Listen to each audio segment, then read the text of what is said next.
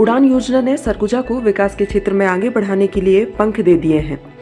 जहां आज अंबिकापुर बिलासपुर से रायपुर की हवाई सेवा की शुरुआत हो गई है। इसका शुभारंभ रायपुर एयरपोर्ट से प्रदेश के सीएम विष्णुदेव साय ने हरी झंडी दिखाकर 19 सीटर फ्लाइंग विंग विमान को रवाना किया। इस विमान में सरगुजा सांसद चिंतामणि महाराज सहित अन्य यात्री रायपुर से मां महामाया एयरपोर्ट अंबिकापुर पहुंचे।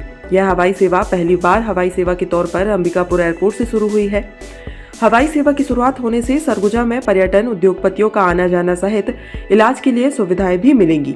इस हवाई सेवा की शुरुआत होने से सरगुजा वासियों में काफी उत्साह देखा जा रहा है। वहीं आने वाले समय में एयर कनेक्टिविटी का विस्तार बनारस और रांची जोड़ने की बात सरगुजा सांसद ने कही। इधर दरिमा के मां महामाया एयरपोर्ट से आज प्रथम दिन बिलासपुर और रायपुर जाने वाले यात्रियों में भी काफी उत्साह देखने को मिला। सरगुजा क्षेत्र को हवाई सेवा से जोड़ने पर यात्रियों ने केंद्र और राज्य की भाजपा सरकार को धन्यवाद ज्ञापित किया है।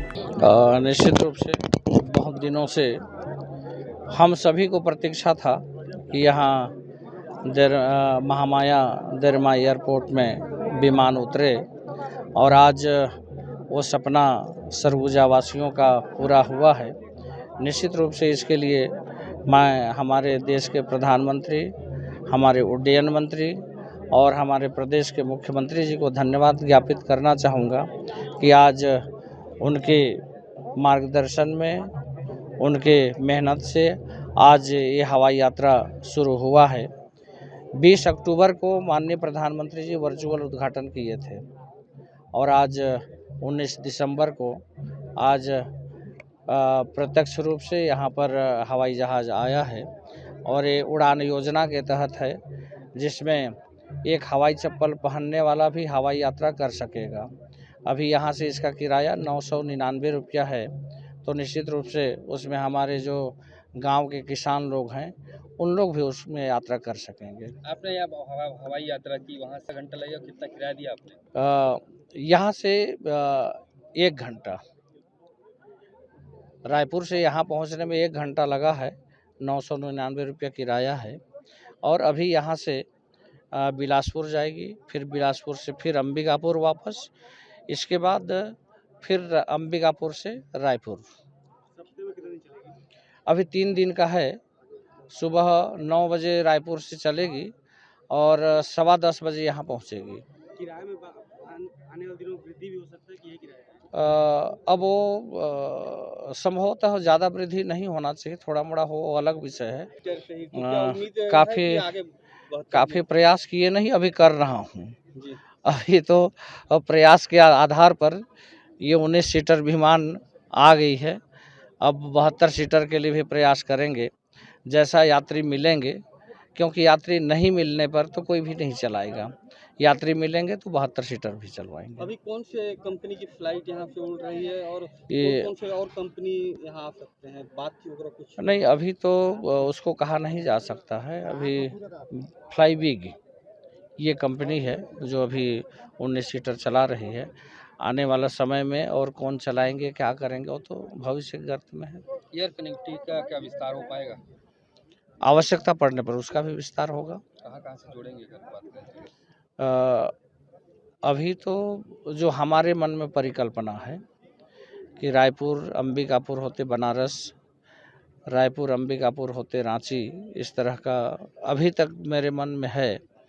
इसके बाद आगे जैसा जनता का आदेश होगा उसके आधार पर उसको भी पूरा किया जाएगा। देखिए, आप किसी भी काम को जब करने जाएंगे तो कुछ ना कुछ स्ट्रगल पॉइंट आता है और ऐसा स्ट्रगल पॉइंट आया भी है, जिसको फेस करके हमारे सीएम सर श्री विष्णुदेव साय जी, हमारे सांसद श्री चिंतामणि महाराज, और जैसा कि आप सभी को विदित है कि मोदी की गारंटी जो है वो कभी फेल नहीं होती, तो 20 अक्टूबर 2024 को उन्होंने वर्चुअल माध्यम से इसका जो इनॉग्रेशन किया था और इसमें जो थोड़ी सी बाधाएं आ भी रही थी एटा कोड को लेकर, उसमें हमारे माननीय श्री सांसद चिंतामणि महाराज जी ने जाके इस प्रॉब्लम को सॉर्ट आउट किया उन्नयन मंत्री जी से मिलकर।